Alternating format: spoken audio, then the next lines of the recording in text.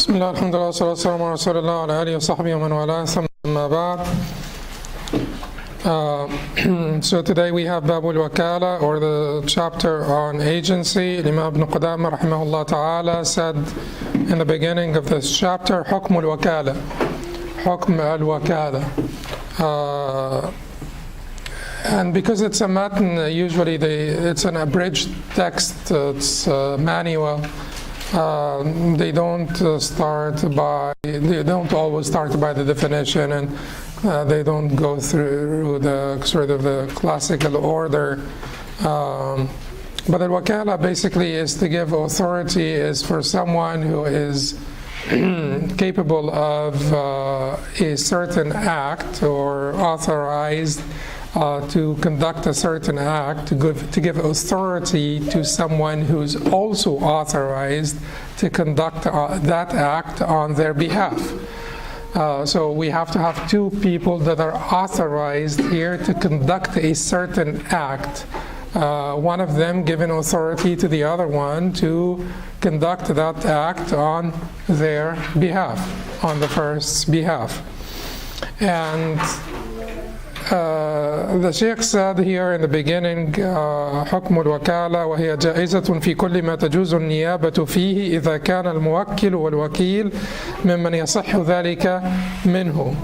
Commissioning an agent, Tawkil, is permissible in all situations in which deputation, which is niyaba, is permissible, and whenever the authorizer and the agent are eligible for this.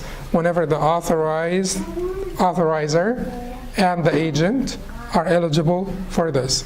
So wakala is to give power of attorney to somebody. It is to authorize somebody to act on your behalf. You need to be you need to be authorized in the first place to perform that act, and the person also needs to have the capacity to perform that act. What do we mean by this? Just to get this out of the way. What do we mean by you need to be authorized and the person also needs to be authorized? For instance, if you are a woman, you do not conduct your own marriage according to the Jumhur, according to the Maliki, Shafi'is, and Hanbalis. You are not the wali. You are not the wali. لا تنكح المرأة المرأة ولا نفسها. So you cannot act in this capacity. So a woman cannot give power of attorney to another woman to be the wali in marriage of a third woman, or because she is not a wali in the first place, therefore she cannot authorize another one to be a wali. A man cannot authorize a woman to be a wali, to be a guardian in marriage, because if she is not authorized to be a guardian, because she is not, she does not have that capacity to act as a guardian in marriage. A guardian in marriage has to be a male relative of the bride, and it has to follow a certain order. But let's not make it all, about women. If you are the brother and the father is alive, you cannot, as the brother, authorize your cousin to be the guardian of your sister, right? Because, you're not authorized in the first place. Your father is alive. Whoever said that the father's custodianship or guardianship has been severed for you to act like the guardian. So if you are the brother, you cannot authorize your cousin to be the wali of your sister if your father is alive. Because the one who holds that authority is your father, is not yourself. So if you don't hold that authority, you can't pass it on. Exactly. So that's important. So we're talking about two people that are jaiz at-tasarruf, two people that have the capacity to perform a certain act. One of them giving the other the agency, the power of attorney, the authority to act on their behalf in their place. That's what that's about. So he says commissioning an agent Tawkil is permissible in all situations in which deputation or niyyah is permissible. And whenever the authorizer and the agent are eligible for this, and we covered this. So Tawkil is permissible whenever niyaba, deputation, is permissible. What's the difference between Tawkil and niyaba? What's the difference between Tawkil and niyaba? And then remind me to go back and talk about the permissibility of Tawkil. The Tawkil and niyaba, they are pretty comparable. They're pretty much the same. You could say that Tawkil and niyaba are the same. There are some subtle differences, and those subtle differences are not related to the acts, because whenever deputation or niyaba acting on behalf of someone, na'ib is someone who's acting on behalf of someone. Whenever there is a niyaba or deputation is permissible, then Tawkil is permissible. That is looking at the act itself. Because certain acts, there is no niyaba in certain acts, as we will come to say. You know, you can't make Tawkil to say, you can't make Tawkil authorize someone to make wudu on your behalf, right? Yeah. So this particular act is not amenable to niyaba or deputation. Therefore, Tawkil does not, basically is not permissible, does not, is not relevant here. But the difference between deputation, as I said in the document that you received, the difference between deputation and Tawkil is that deputation is a little bit wider in scope. We're not talking about the acts, but we're talking about the actors. We're talking about the deputy or the wakil. The deputy or the wakil. So we're talking like the na'ib or in niyaba, the na'ib may not be authorized by the original the original actor, such as insane people, children, people who have like some form of interdiction placed on their property. Someone is acting on their behalf, right? Someone is acting on their behalf. If you're a little child, someone is acting on your behalf. That is niyaba. That is not Tawkil. These people are not your wakil. To be your wakil, you need to have authorized them. Can a 1-year-old infant authorize anyone to do anything? No, he doesn't have the capacity to authorize.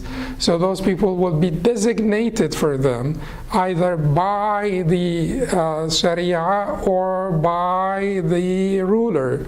So they're either designated for them, naturally designated for them by the Sharia. It's the father, so it's the next person up. Or they will be designated for them by the ruler to act on their behalf. Here, this is niyaba, this is deputation, this is acting on someone else's behalf without Tawkil. So niyaba in this sense is a little bit wider in scope than Tawkil, because niyaba may not necessarily require the original person to authorize the agent. You could be an agent, or you could be a deputy, you could be acting on their behalf without their authorization.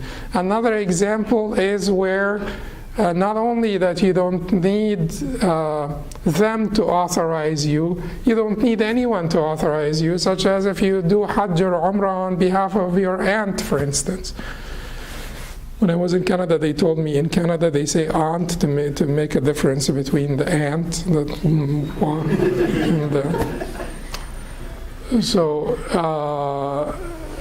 so you don't have to. If you wanted to make Hajj or Umrah on behalf of your aunt, you don't need to, you don't need their permission. You don't need, according to the majority in the stronger position, you don't need to have her authorize you to make Hajj and Umrah on your behalf. You just went there, and you just felt like making an Umrah on her behalf. So here, Tawkil and Niyaba are the same, but a little bit different, because Niyaba is a little bit wider in scope, because in Tawkil, it's a contract that has to be between two people. One is authorizing the other, and the authorizer is called what? Wakil.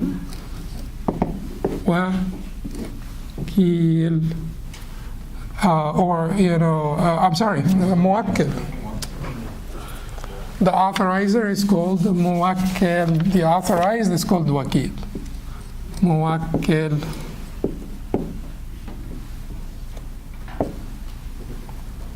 Okay, so the authorized, which is the agent, which is the attorney, is called Wakil. And then Tawkil is the authorization. It's the act itself of authorizing someone. Are they related to Tawakkul? Yes, they are, because, Tawakkul, reliance, when you rely on Allah subhanahu wa ta'ala, you're relying on Allah to act in your place. You're not, in a sense, but you're delegating your affairs to Allah subhanahu wa ta'ala for the disposition or administration of this or that affair. And you're saying, oh Allah, I rely on you for the disposition or administration of this particular affair. So that's where they share the same meanings. Certainly, Allah is the first cause. Allah is the true one, the actor. And when you do this, this is just like this is metaphorical. It's not like you're actually going to be delegating anything. He was doing everything. Everything happened based on his will.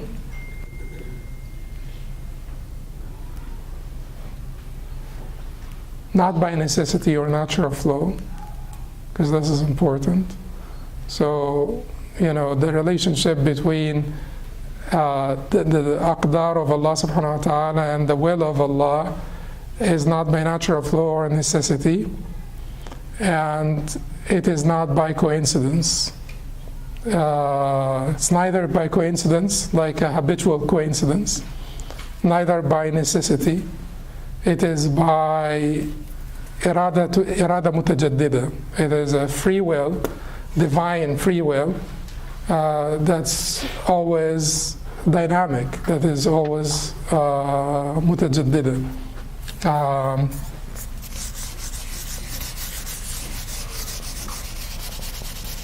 But anyway, that's a different story. But so Tawkil and Wakala and now, Tawkil then, it is when you authorize someone to act on your behalf to administer or dispose your affairs on your behalf. Those affairs could be anything that you can do where deputation is allowable. Anything that you can do where deputation is allowable. Deputation is allowable in basically anything except certain acts of worship.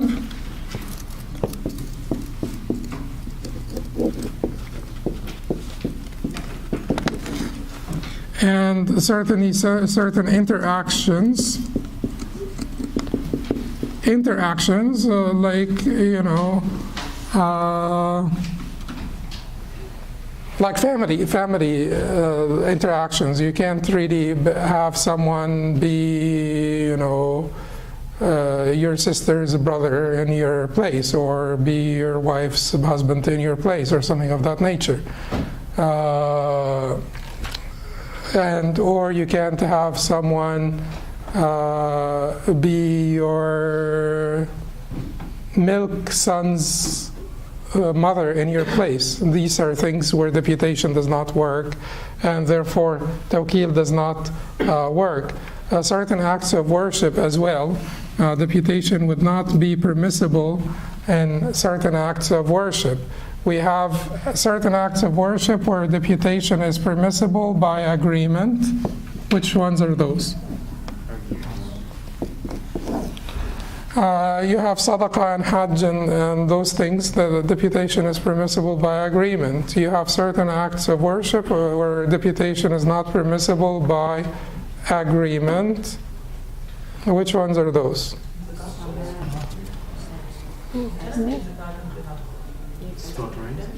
Is not permissible by agreement. Certain acts of worship where deputation is not permissible by agreement would be like ghusl and wudu and things of that nature. Ghusl and wudu. And close to agreement would be salah, which are the purely bodily acts of worship. So agreement would be wudu and ghusl. No one can make wudu and ghusl on behalf of anyone by any standard, by anyone at any time. Close to this would be salah as well. Very close to this in the terms of the strength of agreement would be salah. So in this case, these you cannot, deputation is not applicable. And then Sawm is a different story. We get to some, like the bottom line is Sawm can be done on behalf of, but which type of Sawm? The wajib Sawm, the Sunnah Sawm, the Nadhr Sawm, the vowed fasting. We may come to this in Abwab al-Nuzur, inshallah, in the future, when we talk about vows and oaths and things of that nature. We will cover this and the disagreement over fasting on behalf of others. But the controversy is regarding certain acts of worship in the middle. You could actually say that Sawm is somewhere in the middle between the two. And the recitation of the Quran is the famous controversy. Recitation of the Quran also is somewhat controversial, whether you could recite the Quran on behalf of others or not. And this applies to al-Hayy and al-Mayyit. This applies to the living and the dead. So if you can recite on behalf of the dead, you could recite on behalf of the living, and vice versa. It applies to both. And the controversy here is basically a famous controversy. However, the majority allow the recitation of the Quran on behalf of the dead and the living, on behalf of others. The majority allowed the recitation of the Quran on behalf of others. That majority would be the Hanbalis, and then the Hanafis, and then in addition to the Hanafis, you have some Malikis, to the extent that some would say that this is the madhab, some Shafi'is, and Ibn Taymiyyah's choice also. So the majority here allowed the recitation of the Quran on behalf of others. So the Shafi'is were the strongest opponents of this.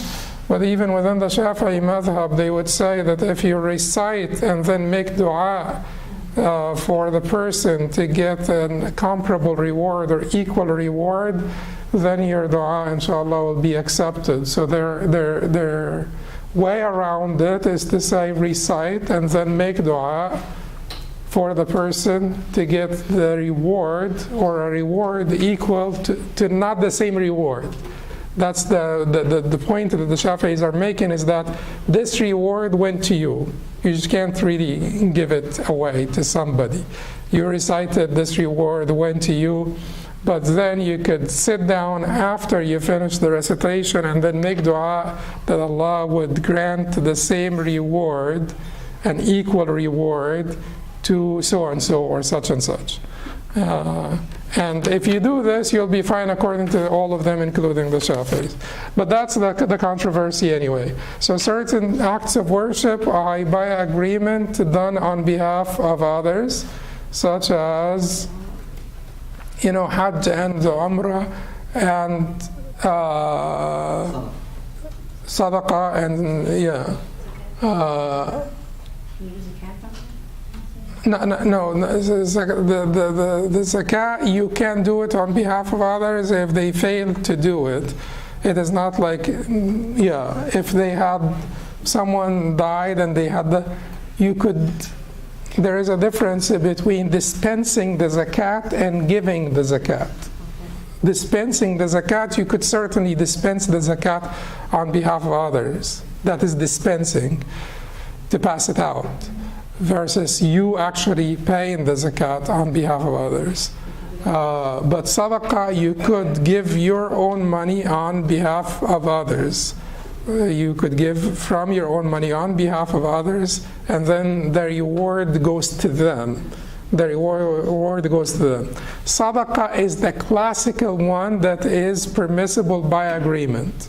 Sadaqah, إذا مات ابن آدم انقطع عمله إلا من ثلاث. So sadaqah is the one that is permissible by agreement. To give sadaqah on behalf of others is permissible by agreement. Wudu and ghusl and those things are not permissible by agreement. Salah, close to that type of agreement, that is not permissible. Certain forms of Sawm would be, it's controversial. Sawm is controversial. Certain forms of Sawm may be permitted, not others. The recitation of the Quran is controversial. These are the people who allowed the recitation of the Quran on behalf of others, and the people who did not allow this would be M and S, capital M and capital S.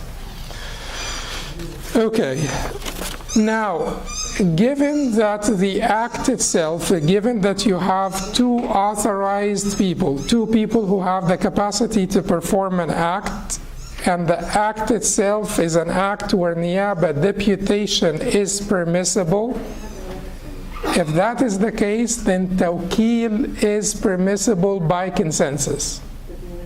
If that is the case, if you have two agents that are authorized, that have the capacity to perform a certain act, and that act is also an act where deputation, niyaba, is permissible, then Tawkil, giving power of attorney or authorizing an agent to do this act on behalf of you, is permissible by consensus. And they cite ayat and hadith, and the bottom line is everything is permissible in the financial transactions until proven otherwise. And there is something called dua al-Haj, the need for that transaction. If there is an obvious haja, there is an obvious need, because human beings have limited capacity and they do need each other's help to conduct their affairs. Okay. But among the proofs that they used in terms of the people acting on behalf of other people, or people being authorized to do things on behalf of other people, is قول الله تعالى, or Allah is saying, فَبَعْثُوا أَحَدَكُمْ بِوَارِقِكُمْ هَذِهِ إِلَى الْمَدِينَةِ فَلْيَنْظُرْ أَيُّهَا أَزْكَى طَعَامًا فَلْيَأْتِكُمْ بِرِزْقٍ مِّنْهُ وَلْيَتَلَطَّفْ وَلَا يُشْعِرَنَّ بِكُمْ أَحَدًا. Then send one of you with this silver coin of yours. Send one of you, the Ahl al-Kahf, people of the cave, when they woke up, they said, send one of you with this silver coin to the Medina, to the city, to look for the most wholesome food that they can find, and bring you some provisions of that most wholesome food that they can find. So this person that is going now, he took the money of the group, and then they authorized him to buy on their behalf. To buy. He's conducting a sale transaction now. He will be conducting a sale transaction on their behalf. A wakil. And they also cite the hadith of Urwa ibn Ja'd al-Bariqi, this reported by Bukhari and others, where the Prophet ﷺ sent him to buy a sheep. And he bought 2 sheep for 1 dinar. The Prophet gave him a dinar, told him, go buy a sheep for 1 dinar, and gave him 1 dinar. So he went and bought 2 sheep for 1 dinar, and on his way back, he sold one of them for 1 dinar, and he came back to the Prophet ﷺ and gave him the sheep and the 1 dinar. And so the Prophet ﷺ invoked Allah to bless his dealings. They say that if he had dust or soil, that he would be able to make profit out of it. And that also tells you that making profit is not a filthy thing or anything, or just to be smart or to be entrepreneurial or smart in making business and making profit does not mean anything. The Prophet ﷺ did not tell him how dare you do that or make a profit or so it is important that we have this understanding. So Urwa ibn Ja'd al-Bariqi, was acting as an agent for the Prophet ﷺ. He gave him the 1 dinar, sent him to the market to act on his behalf. That's agency. That's Tawkil. Because a sale transaction is a financial transaction. It's an important financial transaction. Okay, so you then, and this is a matter of consensus as reported by many, including Ibn Qudamah and al-Mughni. So, but the things that you need to remember is that you could only give power of attorney to someone who has the capacity to perform this act. You have the capacity to perform this act, meaning if you're the brother, you cannot give the power of attorney to someone else to marry off your sister if your father is alive, because that authority is his, not yours. So if you don't have the authority, you can't pass it on. Also, if you are a man, you can't give the power of attorney to a woman to be the guardian of your daughter in your place. Like you can't tell your wife, you be the guardian of our daughter. You be the wali of our daughter. Because the wali in the Sharia has got to be a male relative, and not any male relative. They come in a certain order. So both the authorized and the authorizer need to be. No, I have it here. I have it.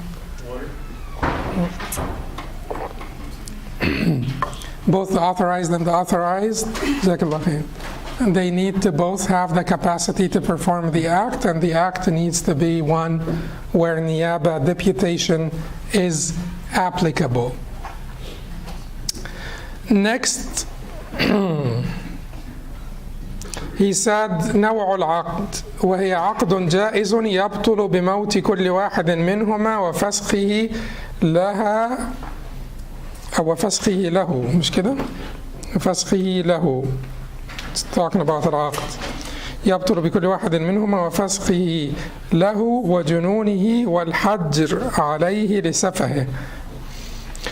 It is a non-binding legal contract that becomes invalid when either one of them, the authorizer or his agent, dies, annuls the contract, becomes insane, or is interdicted, meaning hajr was placed on them because of foolishness or recklessness. Because of foolishness or recklessness. So here, he said it is aqd jaiz. Do you remember last time we talked about aqd jaiz and aqd what? Lazim.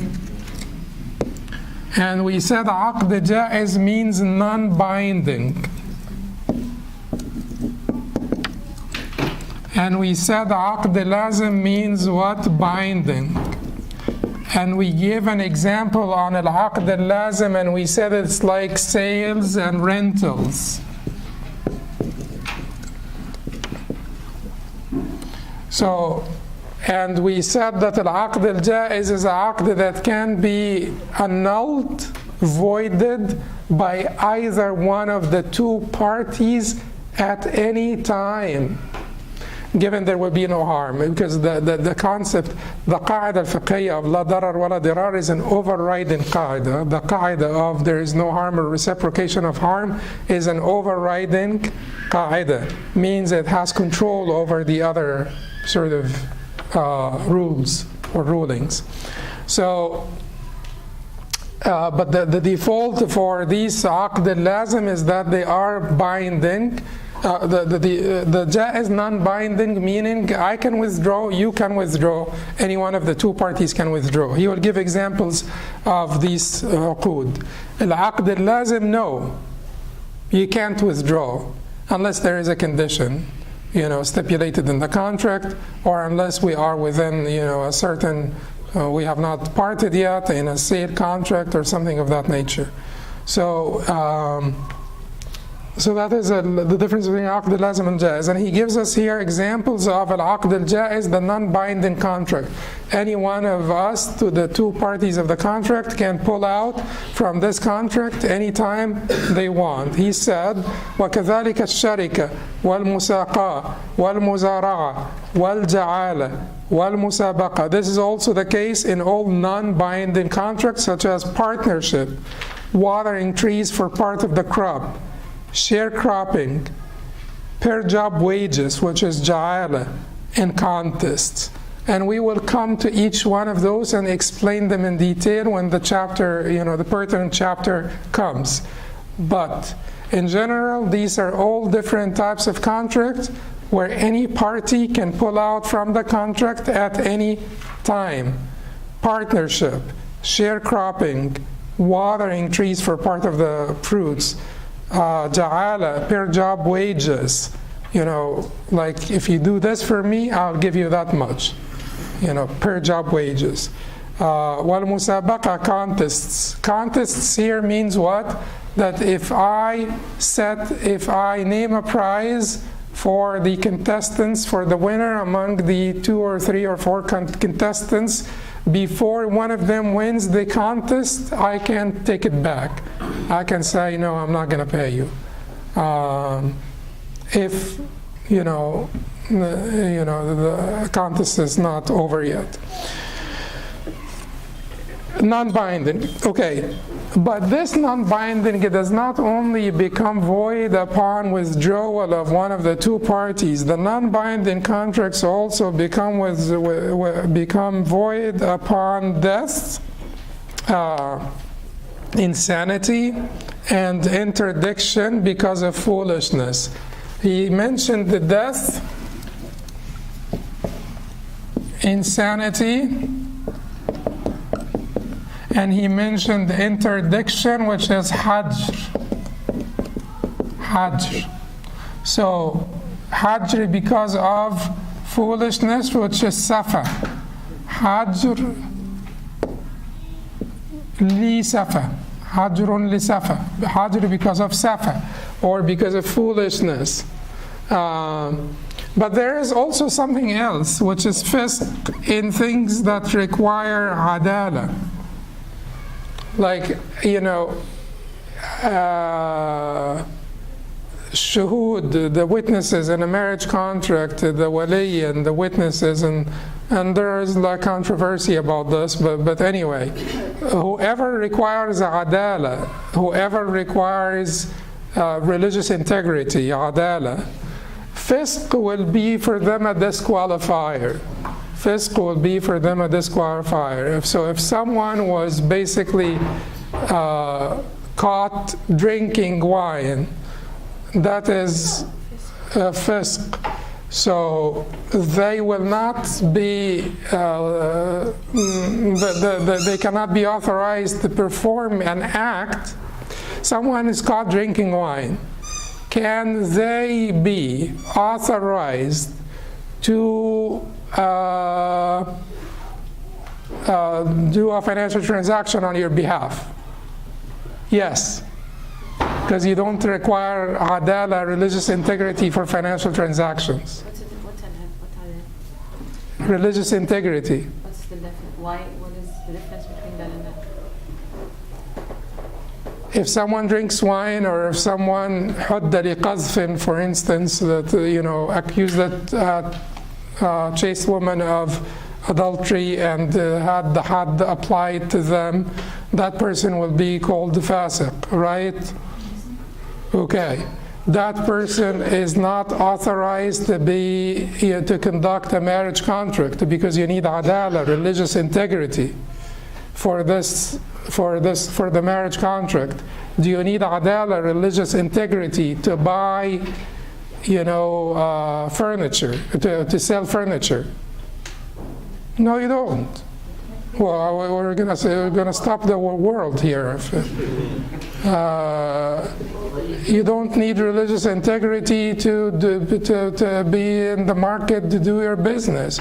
You could be drinking overnight, and then you go to the market, and no one will tell you you can't conduct the business here. But fisq is a disqualifier. But when he said that the wakala will be terminated, he said safa, which is foolishness, recklessness, foolishness, particularly financial imprudence. You're not prudent in your financial transactions. So it depends on the action. It is not all the same. It depends on what the wakala is about. If the wakala is about financial transactions, and you were found, and many of us could be actually found to be foolish, those video games. So many of us could be found to be foolish. In this case, your wakala to conduct that financial transaction will be what? Annulled, void. But what about your wakala in a marriage contract? I chose you to act on my behalf in the marriage. You can act on my behalf in marriage. If I am the groom, for instance, then I can tell you, you be my wakil. Conduct the marriage contract on my behalf. Or I could tell you, I am the wali, I am the guardian, I want you to act on my behalf in the marriage of my daughter. I can do this, right? Right, yes, I can. So then you were found to be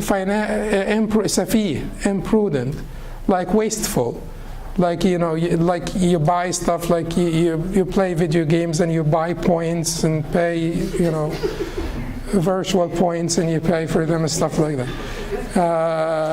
and you waste your money on stuff like that.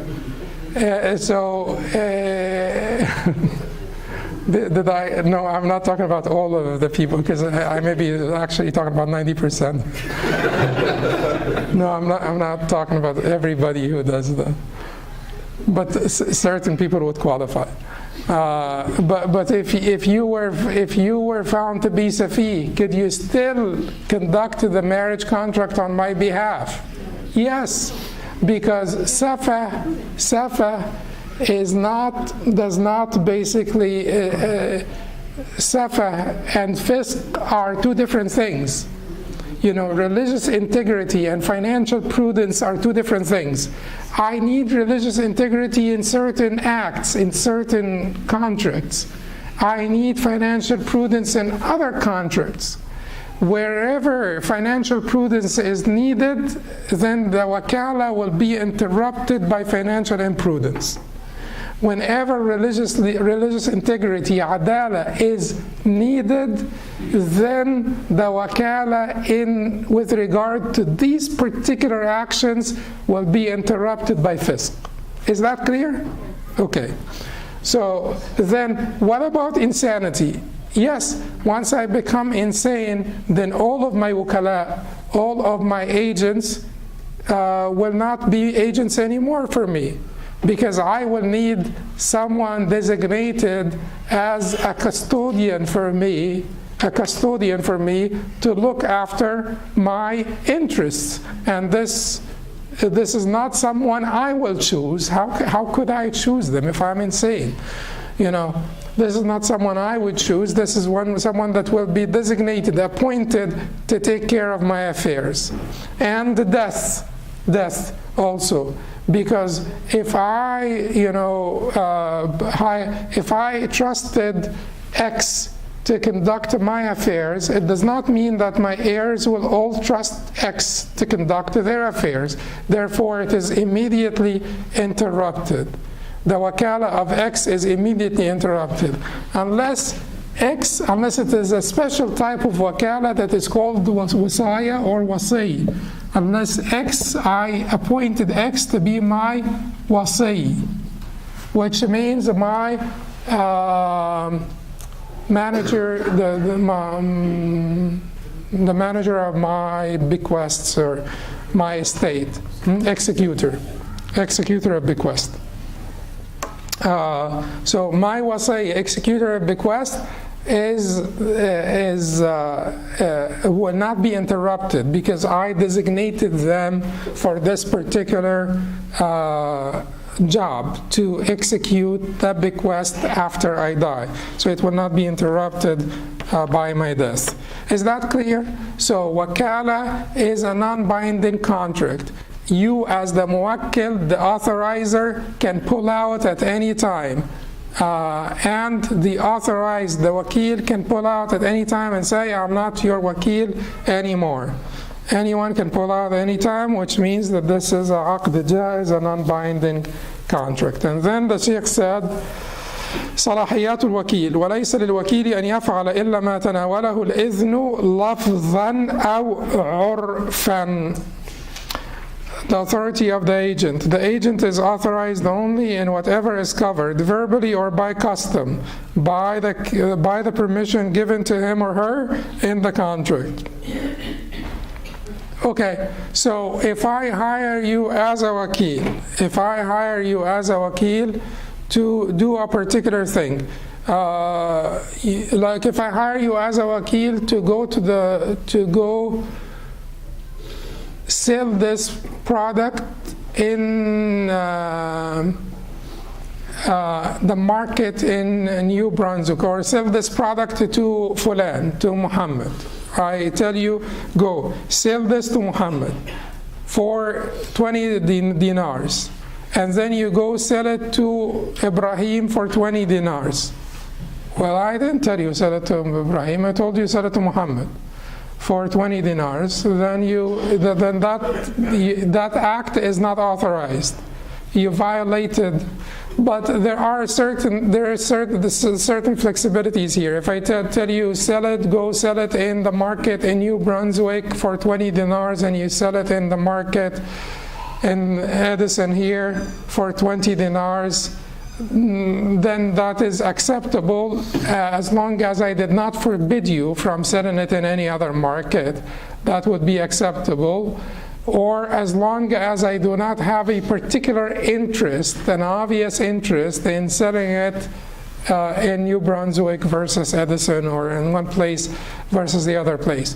So that is why we're saying here verbally or by custom, because by custom, if I want to sell this product, then it doesn't matter where, right? But if I tell you sell it to Muhammad, then I am showing a particular interest here. Or if you know that I have a particular interest in selling it in a particular market, then you should respect that. And then by custom, my Tawkil includes the designation of the market, the designation of the person, the other party to that transaction. So whatever I define for you, you do what I tell you to do. if I tell you don't do something, then you must, by agreement, not do that thing.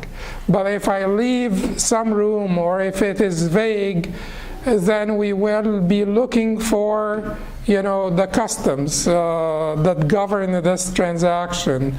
Did I violate what is customary or not? If I violated what is customary, then I would have violated the contract of the wakala, and if I violate the contract of the wakala, I'd be liable, I'll be responsible for this particular purchase or sale or whatever tasarruf, administration of affairs that I have embarked on without the permission of the muwakkil or the authorizer. Then the Shaykh said, وَلَيْسَ لَهُ تَوْكِيلُ غَيْرِهِ وَلَا الشِّرَاءُ مِن نَفْسِهِ وَلَا الْبَيْعُ لَهَا إِلَّا بِإِذْنٍ. The agent is not to authorize someone else, or to buy from himself or herself, or sell to himself or herself without the approval of his or her authorizer. Two things here. One, as a wakil, you can't make another person a wakil. Okay? Unless. So you are the wakil. I told you, I want you to be my wakil in this particular business or particular transaction. You cannot go to someone else and say, I am the wakil of this, be my wakil. Unless it is a job that you cannot do by yourself, it's beyond your capacity to do it by yourself, then you can have a wakil. Or it is a job that is beneath you to do by yourself, then you can have a wakil. Two exceptions here. The job is beneath you to do by yourself. The job is too difficult for you to do by yourself. In one of these two scenarios, you could have a wakil. Otherwise, you cannot have a wakil, and that is the authorized position in the madhab. There is another position in the madhab that includes, that says that if I designate you as a wakil, if I give you power of attorney, it means I give you full control. You could go out and get another wakil, and the wakil can get a wakil, and the wakil can get a wakil, and so on. Because it's a transfer of the capacity to conduct a certain business. Unless they say that the default is that I can get a wakil. Unless you expressly forbid me from having a wakil, then in this case I cannot get a wakil. The authorized position in the madhab is that when the wakil cannot get a wakil except in one of two cases. The job is beneath them, the job is too difficult for them to do by themselves. Just remember that. The wakil cannot have a wakil. And that is safer because I trusted you, and I don't need to trust your trustee, or I don't necessarily trust everybody that you trust. I trusted you.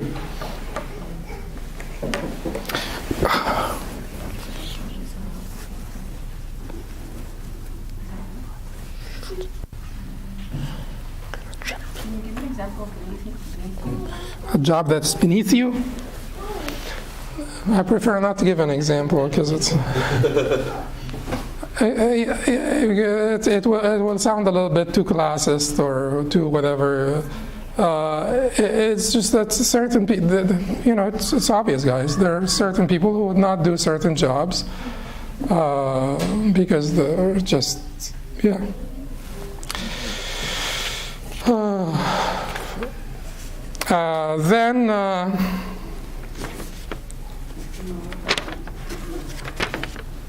Okay, and then he cannot also sell to himself or buy from himself. If you are my wakil, and that's why you really have to be careful with people's money or people's affairs. If people entrust you, you really have to be careful. This is fire. If you accept the trust of people, you're dealing with fire. And two things, anyone needs to be particularly sort of careful about for their own sort of survival. That's the other sex and money. If you're careful around members of the other sex, they call it gender now, and you're careful in your money transactions, inshallah you'll be fine in this life.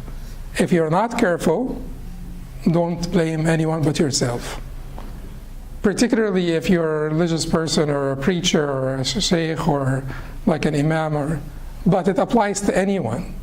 Just be careful about those two things, and if you are careful, inshallah you'll be saved. Yes? Would an example of what you talked about beneath you, if someone, for example, you wanted a wakil, you wanted somebody to do a ghusl on a dead body of a relative of yours, and then they... No, but doing a ghusl is not beneath you, because that would be crazy, because it's an act of worship. Hijama, that's the business of doctors and surgeons nowadays. So at one point, something could be culturally considered inferior, and at a different point it would not be considered inferior. So it depends on. But if I tell you to whatever I will say here, it will be derogatory, sort of. Yeah. So hijama is a good example. Because it will hardly offend anybody in 2019. Except the surgeons and yeah. But a skilled person, a person who's very, on skill level is very higher. Yeah, it is a no-brainer. In every society, in every culture, at every time, there are certain jobs that certain people would just not do because they don't see that this is befitting of them. That's just Then you don't sell to yourself, you don't buy from yourself. Like I sort of tell you, I have those 10 iPhones, and I bought those 10 iPhones, and I'm leaving, I'm going back to wherever, Morocco, and I want you to sell those 10 iPhones for me. You are my wakil then. You don't buy, one or two of those iPhones. You don't sell those iPhones to your mother. Why not? Yeah, the conflict of interest. You don't sell the iPhone to walad or walad, to descendants and ancestors, and you don't buy them yourself. You don't sell them to yourself. That's conflict of interest, unless you are authorized by the wakil, the muwakkil. You're authorized to sell them to whomever you please, including yourself and your relatives. That is then fine. But if you're not authorized, that would be a conflict of interest. You don't sell them to yourself. You don't, or to your offspring and your ancestors and descendants because of the tuhma or tuhama, which means the suspicion. The price was already determined. Determined price. It is $400. Yeah, and I buy $100. So if my mother buys for $100, so how harm is going to be happening there? Well, the price is usually not determined, and then you could have also told them, well, if this is how much you want to sell it for, I'll take it, and it could have been a direct transaction in this case.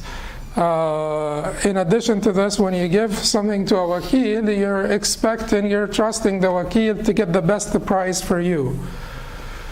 And if they are selling to themselves, they're not be particularly keen on getting the best price for you. Unless they authorize you, unless they tell you sell it to whomever you please, and then in this case you could sell it to yourself or to your family members if they allow you, if they authorize you to do that. What did I want to say?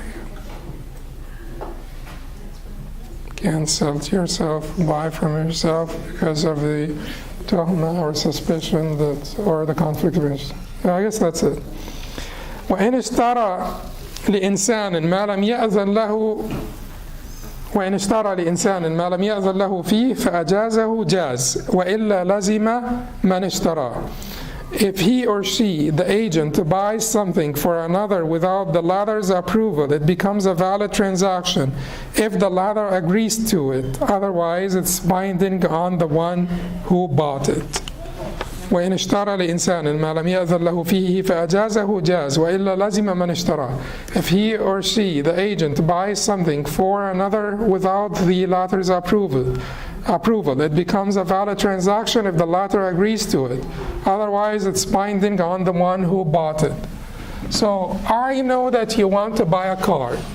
I know that you want to buy a car. And you had expressed interest in buying a car. You had expressed interest in buying like Toyota Camry. They still make those, right? Yeah. So I had expressed an interest in buying a Toyota Camry to me before, and I, stumble upon a Toyota Camry and buy it for you.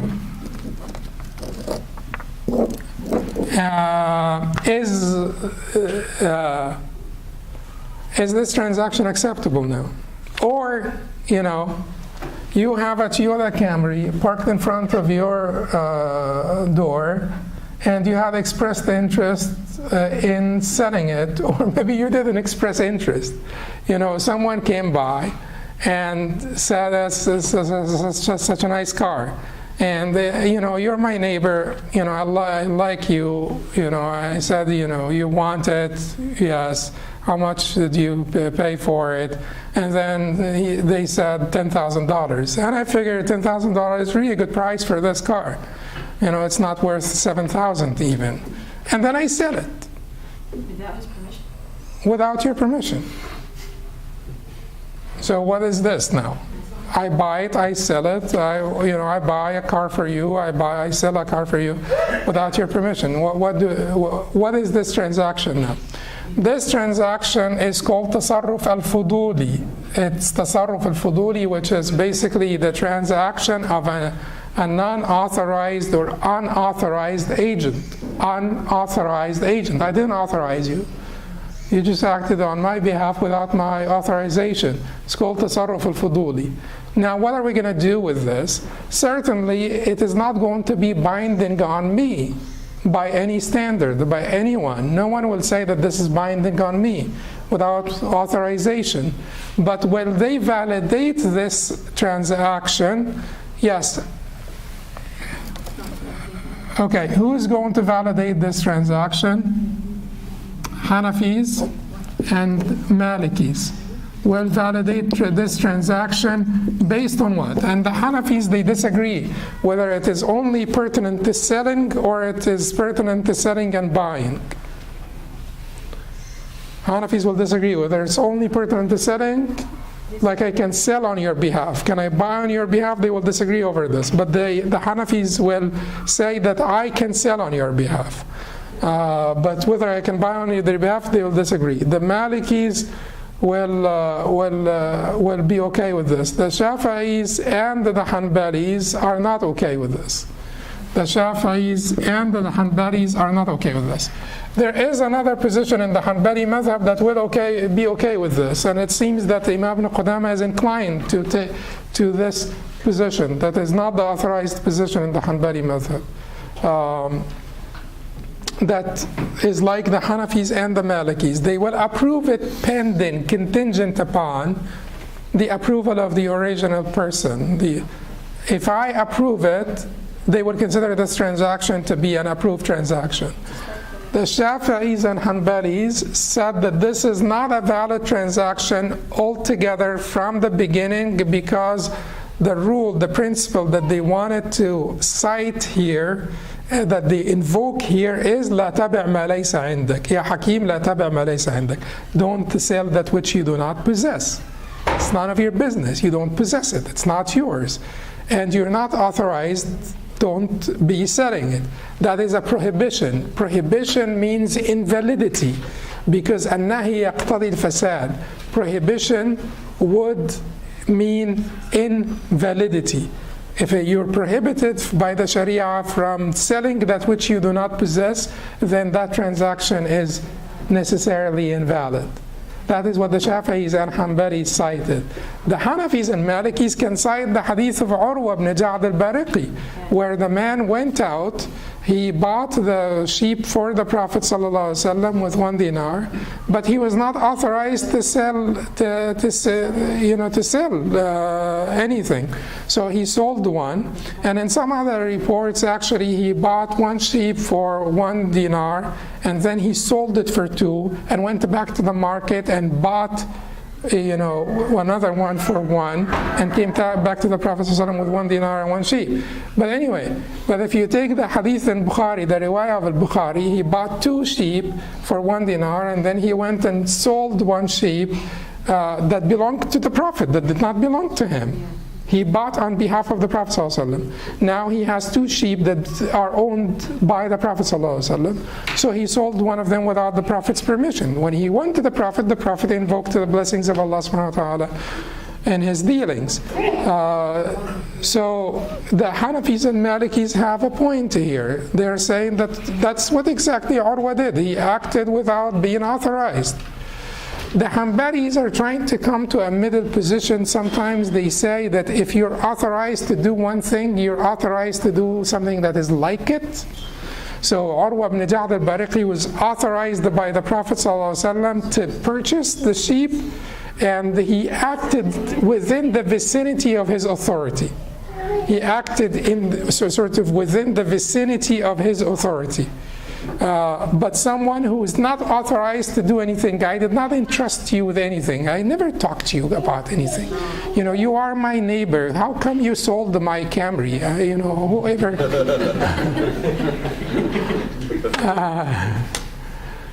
No, but keep in mind, all of them will say that this sale is not binding on me. All of them are saying the sale, the validity of the sale is contingent upon my acceptance. All of them are saying that. Some of them are saying, that this is invalid even with my acceptance. The original transaction, when I sold this on your behalf, my selling it, happened to be invalid. Just not. Okay, so this is called tasarruf al-fuduli.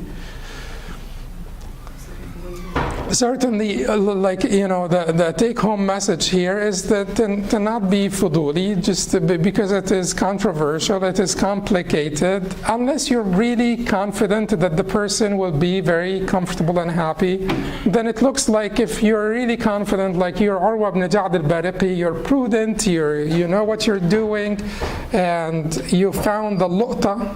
What is luqta? A bargain, yes. You find the bargain, and you figured I'm not going to let my friend miss out on this. He wanted a Camry. This is like a great car, and so on. And then what you could do is you buy it for yourself also, and then you give it to him, and in this case, it will be valid according to everyone. But if you buy it on his behalf without his authorization, that sale itself is an invalid sale. It did not happen according to the Shafi'is and Hanbalis.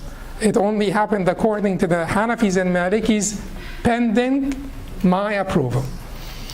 Okay, then the Sheikh said, ضمان الوكيل والوكيل أمين لا ضمان عليه فيما يتلف إذا لم يتعدى والقول قوله في الرد والتلف ونفي التعدي.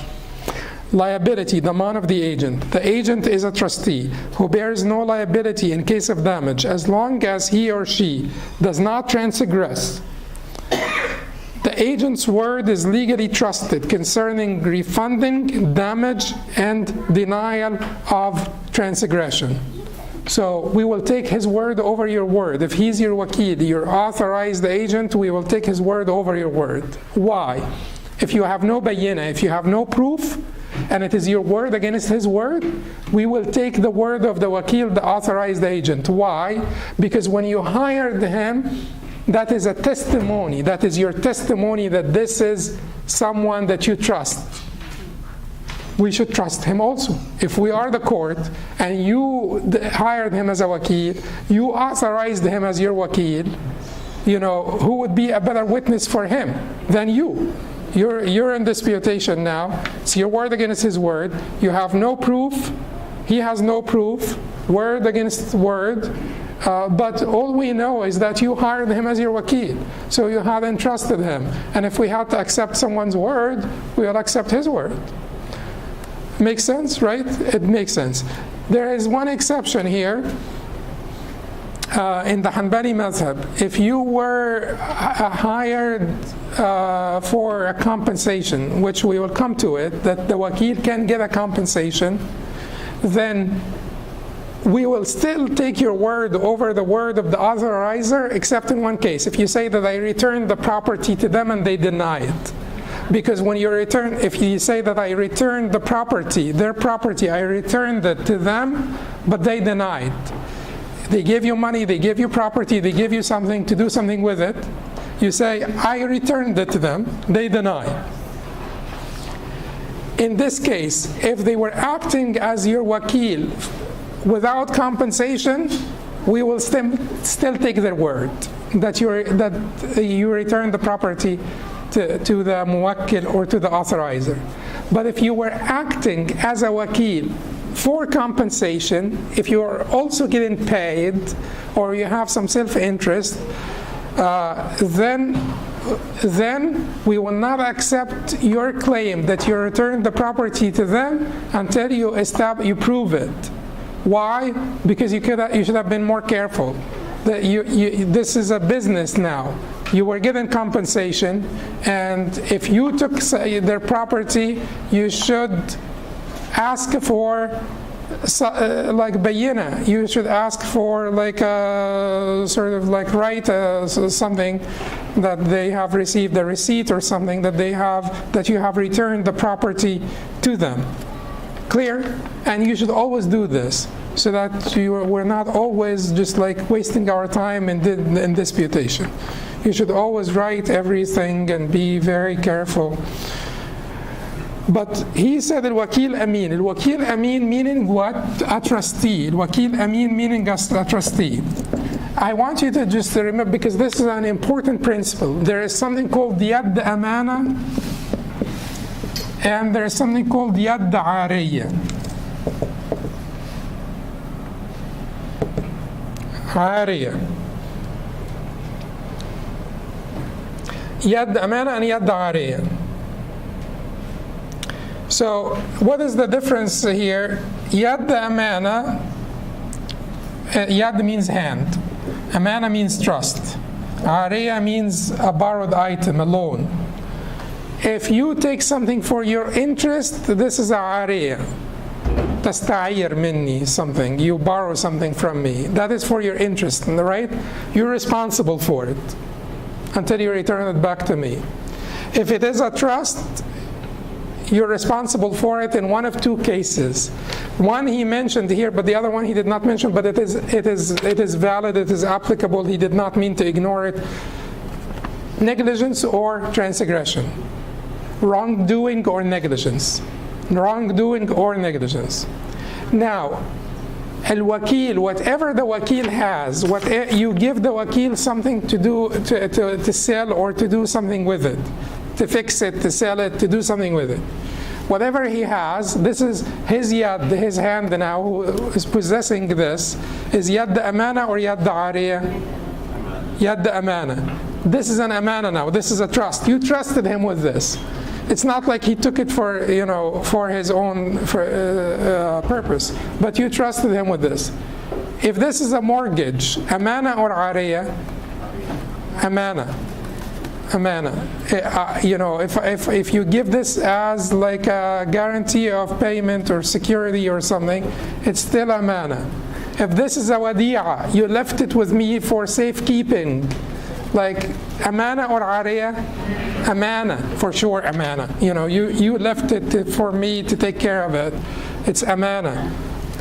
Any time it is called amana, it means what? I am only liable if I transgress, ta'addi or tafreed, neglect, ta'addi or tafreed. Now, anything else, not anything else, but whenever it is for my own purpose, my own interest, then it will be considered, I will be considered liable, responsible for it, for this. What about the wakil who's also getting paid? The wakil who's also getting paid. In some way, there is some self-interest here. But in some way, you know, the initiation of this was not like a partnership. He was still my wakil. I still reached out to him and asked him to do, can you do this for me? And I will pay you. I'll give you something.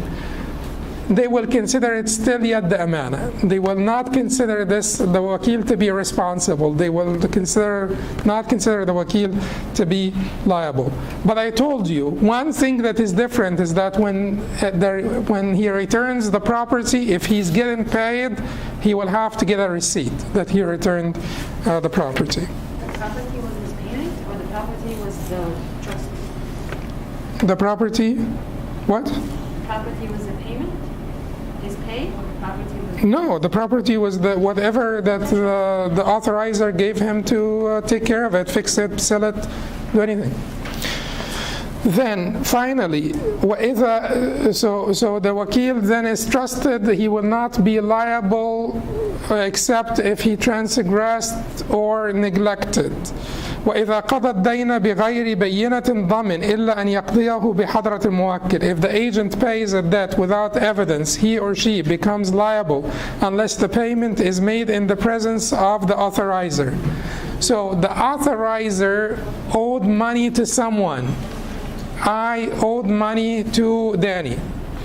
And I reached out to Ahmed and told them, pay Danny on my behalf. Ahmed goes to Danny and pays him. And Ahmed comes and says to me, I paid Danny, alhamdulillah. And then Danny denies. Oh, I'm sorry. But so Danny denies that he was paid. So I reach out to Ahmed and tell him, you told me you paid him. Did you get like anything in writing? Did you get like a receipt or anything? Ahmed says, no, I just went and paid him. Then Ahmed is liable. Why? Because he should have known better. He should have gotten a receipt. But if Ahmed pays Danny in my presence, then I can't blame Ahmed because I was present. Had I wanted the confirmation of payment, I should have asked for it. Had I wanted the receipt, I should have asked for it. But if Ahmed goes out and pays without in my absence, and then comes back and says I did not get a receipt or anything, then he's liable. Finally, أجر الوكيل, the compensation for the agent. ويجوز التوكيل بجعل وبغيره ولو قال بع هذا ب10 فما زاد فلك صح. It's lawful to authorize an agent in return for a wage or something else if the agent was told to sell something for 10 and that any excess is for the agent, it would be valid. So I tell you, I got those 10 iPhones, I'm leaving. I'm going to leave the iPhones with you. I want you to sell them for $600 each. Whatever extra you get is yours. Is this halal? Is this okay? Hanbali wise, yes. Only Hanbali wise. Hanafi, Maliki, Shafi'i, no. Because the Hanafi and Maliki and Shafi'i will say, well, you do this as a mudaraba or you do this as a wakala. You just don't confuse the two. Imam Ahmad says it is just like a mudaraba. So the formality is not a big deal, just like a mudaraba. Mudaraba, basically here, when you give your money to someone to make profit out of it or invest it or So Hanbali said that, there's no problem here. It's just like a mudaraba. The Hanafis and Malikis and Shafi'is said that this is confusing two different things here. Confusing aqd al-wakala, which is aqd tabarru', the contract agency. The contract of agency is a benevolent contract. It is not a for-profit contract. When you become a wakil for someone, you're doing this out of the kindness of your heart. So it's a benevolent contract. You're confusing two contracts now. The Hanbali said at the end of the day, the meaning is like mudaraba. If I say this, that is not in defiance of any principle in the Sharia. I'm telling you, here are 10 iPhones, sell them for $650 each, and the rest is yours. Or I tell you, here are iPhones, sell them for $650 each, and get 10%. That's okay, Hanbali wise also. Or I tell you, here are 6 iPhones, sell them for $650 each, and I'll pay you $50. That's okay, Hanbali wise. Or I'll tell you, for every day of my wakala, I'll pay you $10. For every day you'll be my wakil, I'll pay you $10. That's okay. So Hanbalis are pretty flexible in this regard. But you also see where the Jumhur is coming from. They're trying to say that you're confusing a benevolent contract or a non-for-profit contract with a for-profit contract. And if you want this to be a business venture, start from the beginning by saying this will be a mudaraba between us. This will be a form of business venture between us. Sell me the 10 iPhones and take 10% of the profit. In this case, it will start from the beginning as a mudaraba contract, and all of the rules of the mudaraba contract will apply to it. 5 minutes, and then we will take your questions. I'm sorry.